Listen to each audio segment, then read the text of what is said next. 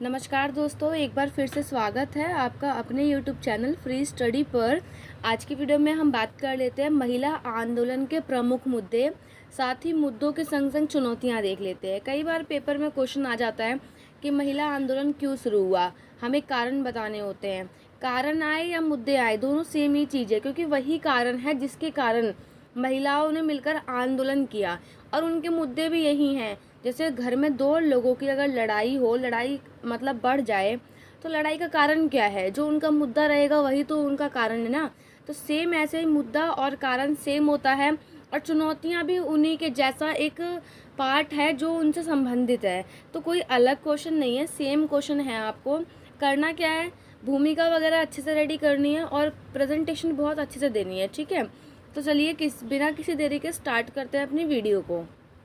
सबसे पहले देखिए, जो हमने कन्फ्लिक्ट एंड पीस बिल्डिंग वाला पढ़ा था, उसमें हमने पढ़ा था एक जेंडर आधारित इस टाइप का कुछ पढ़ा था, संघर्ष, है ना। तो जिसने भी ये वीडियो देखी होगी ना, वो इस क्वेश्चन को ज़रूर अटेम्प्ट कर लेगा, क्योंकि वो और ये रिलेटेड है। क्योंकि जो भेदभाव होता है वो जेंडर के आधार पे होता है, और यहाँ पे भी जो महिला ने आंदोलन किया है वो जेंडर के आधार पर ही किया है कि उनको वहाँ पे इक्वालिटी नहीं मिलती थी उस समाज में। मतलब भूतकाल के समाज की बात हो रही है। अब जिनके पास कन्फ्लिक्ट एंड पीस बिल्डिंग नहीं होगा वो बोलेगा मैम हमारे पास तो नहीं थी, हम क्या करें। तो ऐसी कोई प्रॉब्लम नहीं है। कभी कभार जो ऐसा टॉपिक होता है ना, ऐसा लगता है कि पढ़ाते हुए भी कि मतलब बच्चा इसमें बहुत कुछ लिख सकता है। मीन्स आप लोग जो हो ना, इसके अंदर बहुत कुछ लिख सकते हो, क्योंकि हम शुरू से राजा राम मोहन जी तो जो थे समाज सुधारक, उनके बारे में पढ़ते आ रहे हैं कि उन्होंने कैसे महिलाओं की स्थिति का सुधार किया। तो वही सारी चीज़ें हमें यहाँ पे कुल मिला के पढ़नी होती है, ठीक है। सबसे पहले आपको भूमिका लिखनी होती है। भूमिका में आप लिखेंगे कि हमारा समाज जो है या भारत का समाज जो है, मीन्स है मत लिखना, ठीक है, था लिखना, क्योंकि ये बात जो है ना, पहले आंदोलन हुआ था तो था लिखना कि भारत का जो समाज था वो पितृसत्तात्मक समाज था, जिसके अंदर महिलाओं की स्थिति को दबाया जाता था और महिलाओं को ज़्यादा अधिकार नहीं दिए जाते थे। भारत में महिला आंदोलन के शुरू होने का मुख्य कारण लिंग भेद था, अर्थात उनके साथ लिंग के आधार पर भेदभाव किया जाता था, एक औरत और एक पुरुष के बीच में। सभी जानते हैं कि समाज को पुरुष प्रधान देश माना जाता है। जैसे हमारा समाज आपने सुना होगा कृषि प्रधान देश है, मीन्स एग्रीकल्चर बहुत ज़्यादा होता है। इसी टाइप से हमारा समाज जो है वो पुरुष प्रधान देश माना जाता है। इसके विद्रोह के लिए महिला आंदोलन शुरू किया गया, मतलब महिलाओं ने आवाज़ उठाई और अपनी ये आंदोलन शुरू किया।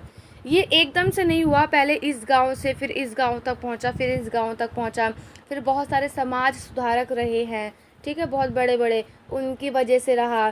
फिर कुछ हमारे जो भीमराव अंबेडकर जी थे, उन्होंने अपने हमारे संविधान में औरतों की स्थिति के लिए बराबर के अधिकार लिखे। तो कई सारे लोग हैं जिन्होंने इस पे मतलब इस मुद्दे को बहुत बड़ा करके दिखाया और सही किया, बड़ा करके दिखाया, और फिर लोगों को मीन्स औरतों को भी अधिकार मिला। ये सब तो है भूतकाल की बातें, परंतु अगर आप सोचेंगे कि क्या मैम वर्तमान में भी ऐसा होता है, तो हाँ, कहीं ना कहीं दिल्ली जैसे बड़े केंद्र शासित प्रदेश में तो नहीं होता है जहाँ तक मुझे लगता है। लेकिन क्योंकि आप लोग कॉलेज जा रहे हो, देखो आप ही लोग लड़कियां ही वीडियो पढ़ रही हैं, कॉलेज जा रही हैं, तो मुझे नहीं लग रहा कि उनके संग कोई ना कोई भेदभाव किया जाता है। आज के टाइम पे हर जगह जाओ, किसी भी लाइन में लड़कियां ही ज़्यादा मिलती हैं।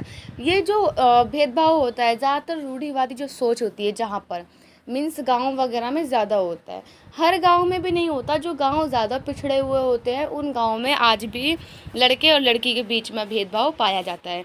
तो ये आप निष्कर्ष में लिखोगे कि वर्तमान समाज में भी भेदभाव जो है वो पाया जाता है।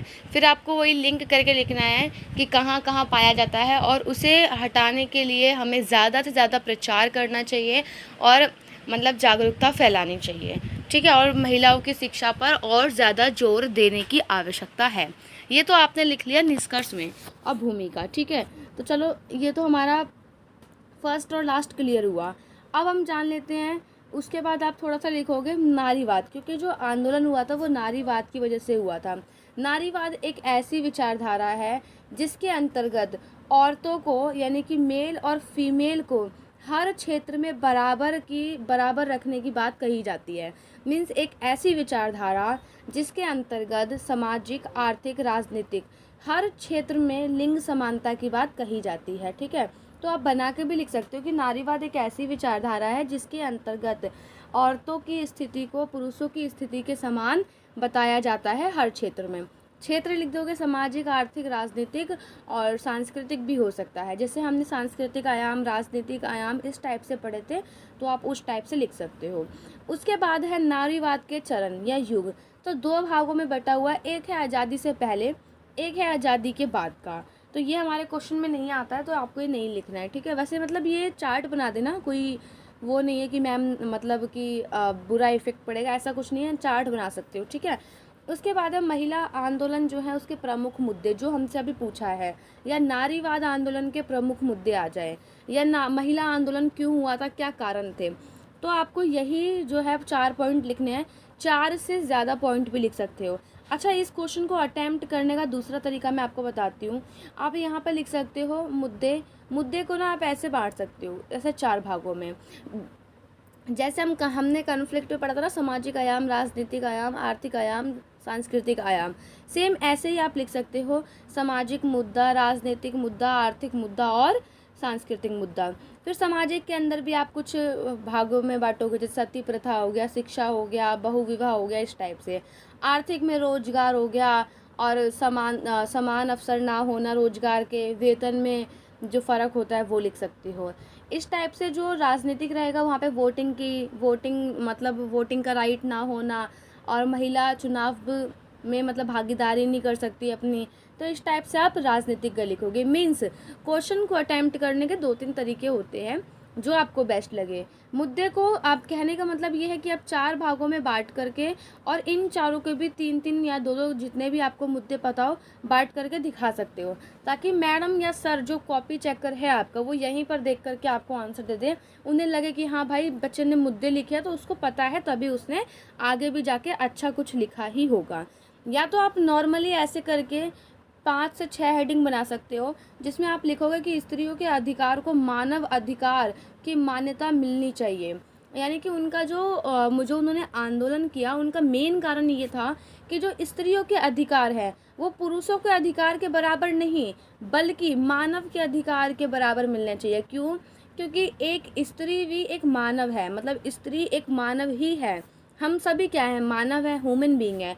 तो एक इंसान के जो राइट होते हैं, वो राइट एक स्त्री के पास भी होने चाहिए। मीन्स स्त्री के राइट को कौन सा दर्जा मिलना चाहिए? मानव अधिकार का दर्जा मिलना चाहिए। ठीक है, मानव अधिकार वर्ड का यूज़ करना। आप यहाँ पे पुरुष से लिखोगे तो इतना अच्छा नहीं लगेगा, मानव अधिकार लिख के आना ज़्यादा अच्छा लगेगा। फिर आपको इसको 4 से 5 लाइनों में डिफ़ाइन करना है कि आज के टाइम पर तो मतलब वर्तमान टाइम पर तो स्थिति ठीक ही है, ये लास्ट में लिखना। ये लिखना कि स्त्रियों के अधिकार को मानव अधिकार का दर्जा मिलना चाहिए, क्योंकि स्त्रियां भी जो है वो मानव है और पुरुष भी है जो मानव है। ठीक है, तो इस टाइप से आपको आगे बना करके अपने आप से कुछ चीज़ें लिखनी है। उसके बाद है स्त्री पुरुष की मान्यता, समानता। स्त्री पुरुष की समानता यही है कि जो मेल है इक्वल टू फीमेल होना चाहिए। मतलब कि जो अधिकार मेल के पास है वही अधिकार फीमेल के पास भी होना चाहिए। जो अधिकार फीमेल के पास है वही मेल के पास भी होना चाहिए। मतलब समानता होनी चाहिए दोनों के बीच में। ऐसा नहीं है कि भाई आप खाने के लिए फीमेल को कम दे रहे हो, भाई मेल है तो ज़्यादा मिल रहा है खाने के लिए। मतलब ये जस्ट एन एग्जाम्पल है कि खाने वाला, या और भी चीज़ें हो सकती है इसके अलावा, है ना। जैसे कि घर के क्षेत्रों में कि औरतें घर में ही रहेंगी, बाहर जाके कमा नहीं सकती, आदमी जाके कमा के लेके आएंगे, या आदमी जो है वो घर का काम नहीं कर सकते। तो इन सारी रूढ़िवादी सोच जो है ना, रूढ़िवादी विचारधारा है, इन सबको बदलने की ज़रूरत थी उस टाइम पर, बट आज के टाइम पर तो बदली हुई ही है। ठीक है, उसके बाद है कि स्त्री की नई परिभाषा होनी चाहिए। अब नई परिभाषा का क्या मतलब है यहाँ पे? स्त्री की नई परिभाषा का मतलब ये है कि जो औरतें हैं उनको एक न्यू डेफिनेशन मिलनी चाहिए। लाइक अगर मैं आपको बोलूँ स्त्री की परिभाषा लिखो, अभी तो आप ठीक लिख दोगे, ठीक है, लेकिन पहले के टाइम पर अगर बोला जाता था कि स्त्री, तो स्त्री का मतलब होता है एक कमज़ोर लड़की, कमज़ोर, मुलायम, मीन्स कि आप समझो कि वो मतलब वो बहुत ज़्यादा नेगेटिव अप्रोच पे लेके जाते थे कि जो स्त्री की परिभाषा का मतलब है कि स्त्री जो है बहुत ज़्यादा कमज़ोर है, वो बहुत दयालु है, बहुत रोती है, और उसे मतलब जैसे आप समझ रहे हो ना कि वो हार्ड वर्किंग नहीं है, इस टाइप से। तो ये सारी स्त्री की जो पुरानी भाषा थी। तो यहाँ पर जो प्रमुख मुद्दा है वो मेन कारण ये है कि स्त्री को जो नई परिभाषा मिलनी चाहिए। स्त्री अगर कोई बोले हाँ स्त्री, तो उसके माइंड में ये ना आए कि भाई स्त्री कमज़ोर, नहीं, उसके माइंड में आए स्त्री जो है पुरुषों के बराबर है, उसके पास भी पूरे अधिकार है, उसके पास भी शक्ति है, वो जो चाहे वो काम कर सकती है। इसके अलावा आप ये भी लिख सकते हो इसके अंदर, मतलब बहुत सारी चीज़ें होती है लिखने के सेंस में, तो आप वो सारी चीज़ें इसके अंदर लिख सकते हो नई परिभाषा में कि स्त्री भी काम घर से निकल के काम कर सकती हैं, वो मतलब घर परिवार को चला सकती है, साथ ही साथ बाहर निकल कर नौकरी भी कर सकती हैं, यानी जो काम पुरुष के हैं वो काम स्त्री भी कर सकती है। इसके बाद है शिक्षा। शिक्षा तो आप बहुत इम्पॉर्टेंट है, शिक्षा ज़रूर लिख के आना कि औरतों की शिक्षा होना बहुत ज़रूरी है, क्योंकि अगर औरतों की शिक्षा नहीं होती है तो आप, क्योंकि देखो आप ये चीज़ समझो कि एक बच्चा होता है, एक बच्चा किससे सीखता है, मम्मी से या पापा से? वो मम्मी से ही सीखता है, क्योंकि एक बच्चा मम्मी के साथ ही ज़्यादा टाइम बिताता है जब तक वो 10 से 12 साल का नहीं हो जाता। पापा का क्या होता है, भाई शाम को सुबह ड्यूटी गए, शाम को आ गए, लेकिन पूरा 8 9 10 12 जितना भी घंटा है वो माँ के साथ व्यतीत करता है। और अगर माँ पढ़ी लिखी नहीं होगी तो उसे फिर पढ़े लिखे वाली बातें नहीं सिखा पाएंगी, है ना। तो माँ का पढ़ा लिखा बहुत ज़रूरी, मतलब बहुत ज़्यादा ज़रूरी है कि माँ पढ़ी लिखी हो। अभी आप लोग एक चीज़ सोचो, हमारी जो माताएं हैं, आपकी हो चाहे मेरी हो, हमारी जो माँ है वो पढ़ी लिखी नहीं हैं, लेकिन उन्होंने फिर भी हमें इतना काबिल बना रखा है कि हम अपने पैर पर खड़े हो सकते हैं। आप यही चीज़ सोच के चलो, अगर वो पढ़ी लिखी होती तो आज हम लोग कहाँ होते। तो यही फ़र्क है, ठीक है। आज हमारी माताएं जो हैं वो पढ़ी लिखी नहीं है, बट हम फिर भी अपने पैरों पर, उन्होंने हमें अपने पैरों पर खड़ा कर रखा है, मतलब बता रखा है कि आप ऐसे करो, आपको जॉब, मतलब बताया नहीं, लाइक हमें इतना अच्छा पढ़ाया, हमें इतना अच्छे संस्कार दिए, ठीक है, आपको या हमको जिसको भी है सबको बहुत अच्छे संस्कार दिए हमारी माताओं ने। अगर वो इसी टाइम पर पढ़ी लिखी होती तो अगर आज हम यहाँ पे हैं तो क्या पता वो हमें यहाँ से यहाँ पहुँचा सकती थी, है ना। इसीलिए माताओं की, मतलब जो एक मदर है या एक जो स्त्री है, क्योंकि स्त्री भी आगे जाके माँ बनती है, तो हर स्त्री पढ़ी लिखी होना बहुत ज़्यादा ज़रूरी है। इसके अलावा आप बहुत सारे मुद्दे लिख सकते हो, सामाजिक मुद्दे में आप लिख सकते हो सती प्रथा, बाल विवाह, बहुत सारे टॉपिक है लिखने के लिए, सती प्रथा, बाल विवाह, बहु विवाह, इसके बाद विधवा विवाह, ठीक है। ये सब आप चाहे सामाजिक के अंदर लिख सकते हो, चाहे आपको अगर ऐसे लिखना है तो आप ऐसे लिख सकते हो प्रमुख मुद्दे के अंदर। उसके बाद आपको, चलो 5 6 7 पॉइंट हो गए।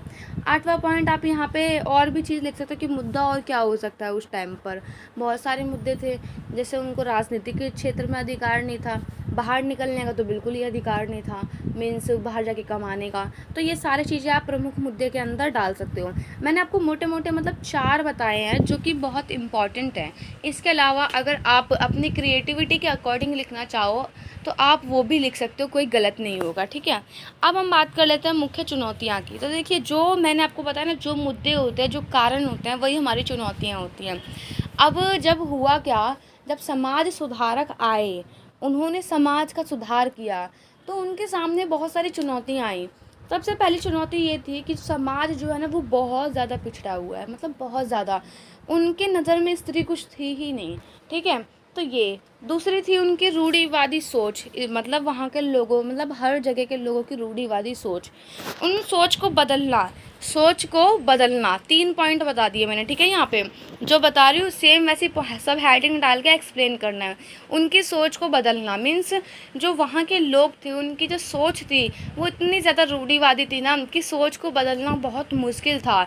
जो समाज सुधारक थे, तो उनकी चुनौतियाँ हो सकती हैं ये कि भाई वहाँ के लोग बहुत ज़्यादा पिछड़े हुए हैं, वो समाज बहुत पिछड़ापन है, लोगों के मन में मतलब स्त्री की स्थिति जो है ना वो बहुत ज़्यादा निम्न स्तर पर है, उनकी सोच में परिवर्तन लाना बहुत मुश्किल है। साथ ही शिक्षा भी लिख सकते हो आप लोग, शिक्षा। और इसके अलावा एक 5वां पॉइंट आप लिखोगे कि सभी क्षेत्रों में पिछड़ापन। अब अगर एक क्षेत्र में पिछड़ापन होता है औरतों का, मान लीजिए खाली सामाजिक में है, या खाली राजनीतिक में है, तो वो चीज़ बहुत जल्दी सही हो जाती है ना। उसके लिए बहुत जल्दी इंसान के माइंड को घुमा सकते हैं या उनके माइंड में नए नए विचार जो है वो हम डाल सकते हैं। लेकिन समाज के अंदर हर क्षेत्र में ही औरतों की स्थिति बहुत ज़्यादा पिछड़ी हुई थी, चाहे वो राजनीतिक की हो, चाहे वो सामाजिक की हो, चाहे वो आर्थिक की हो। तो इस कारण जो समाज सुधारक थे, जो आंदोलन करता थे, चाहे महिला आंदोलन किसी ने भी किया हो, क्योंकि वो महिला आंदोलन भारत के अंदर कभी इस टाइप से हुआ ही नहीं है। जैसे मान लो कि महिलाएं सड़क पे आ गई हों, इस टाइप से कभी नहीं हुआ है। नॉर्मल वे में हुआ है, गांव-गांव जाकर महिलाओं की स्थिति के लिए बात करना, जो समाज सुधारक होते थे एनजीओ वगैरह खोलना महिलाओं के लिए, तो इस टाइप से हुआ है ना। तो उनके जो मतलब जो कहने का मतलब यहाँ पे ये है 5वें पॉइंट में कि महिलाओं की स्थिति जो ऐसी थी कि हर क्षेत्र में पिछड़ापन था उनके संग, हर क्षेत्र में।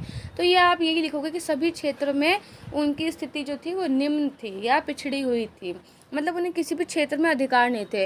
अब उन्हें पहले सामाजिक अधिकार बताओ, मतलब समाज में जाके कि औरतों के पास ये अधिकार होने चाहिए, फिर इंसान धीरे धीरे डेवलप हो, तब उसे लगे कि हाँ भाई राजनीतिक भी होना चाहिए, धार्मिक भी होना चाहिए, और मतलब जो बचा आर्थिक भी होना चाहिए। फिर आपने देखा होगा जब हमारा देश आज़ाद हो रहा था, मीन्स आज़ादी से 10 से 20 साल पहले ही कह सकते हैं, जब असहयोग आंदोलन ये सब हुआ था, तब आपने देखा होगा जो गांधी जी के आंदोलन थे उसमें महिलाओं की स्थिति काफ़ी ज़्यादा उभर कर सामने आई थी। क्यों? क्योंकि उस टाइम पर उससे ही 5 से 10 साल पहले जो राजा राम मोहन राय जैसे लोग थे या जो अन्य भी समाज सुधारक थे, उन्होंने महिलाओं की स्थिति में काफ़ी ज़्यादा मतलब रोल प्ले किया था उनकी स्थिति को सुधारने में। ठीक है, उनके लिए काफ़ी ज़्यादा स्कूल खुले थे। तो यही चुनौतियाँ हैं आपकी और यही आपके मुद्दे हैं। ठीक है, अब वीडियो कैसी लगी कमेंट करके ज़रूर बताना। जो पेपर में आने वाला है वो सारा कवर करवा दिया है, ज़्यादा घबराने की ज़रूरत नहीं है। बच्चे कमेंट भी कर रहे हैं कि मैम शीत युद्ध नहीं करवाया, वियतनाम नहीं करवाया, घाना नहीं करवाया।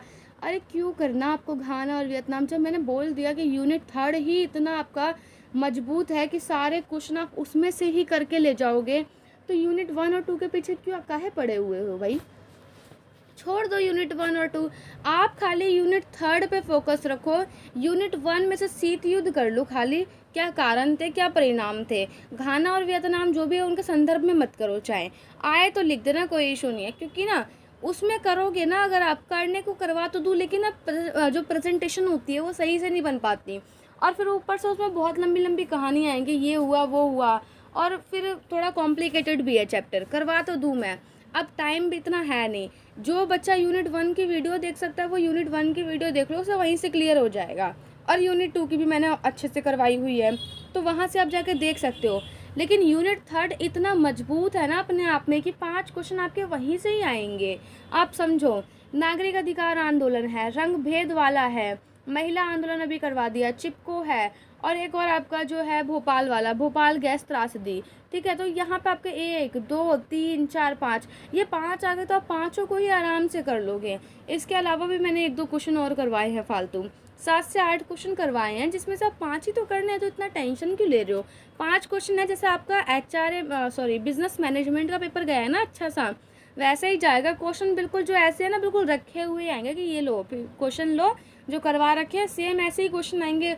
हाँ, क्वेश्चन को थोड़ा घुमा सकता है, थोड़ा आपको समझना है इंग्लिश में और हिंदी में पढ़ के, और आपको ऑटोमेटिक समझ में आ जाएगा। तो ये लास्ट वीडियो है, और ये वीडियो आपको 11 बजे से पहले ही मिल रही है सुबह के टाइम पर, ताकि आप लोग भी सही से पेपर करके आओ। ठीक है, तो मिलते हैं नेक्स्ट वीडियो में। और हाँ, एक और बात, व्हाट्सएप वाला जो चैनल है वो ज़रूर ज्वाइन करिए, अपने छोटे भाई बहनों को चैनल ज़रूर सजेस्ट करिए, क्योंकि अब तो आप लोगों का लास्ट सेमेस्टर है, एक पेपर और बचा है, इसके बाद तो फिर आप पता नहीं वीडियो देखो ना देखो, क्योंकि यही बात है ना, अभी आपका काम है तो आप वीडियो देख रहे हो, फिर पता नहीं वीडियो देखो ना देखो। तो इसीलिए अपने छोटे भाई बहनों को चैनल सजेस्ट करिए। तब तक मिलते हैं नेक्स्ट वीडियो में, तब तक के लिए जय हिंद, जय भारत।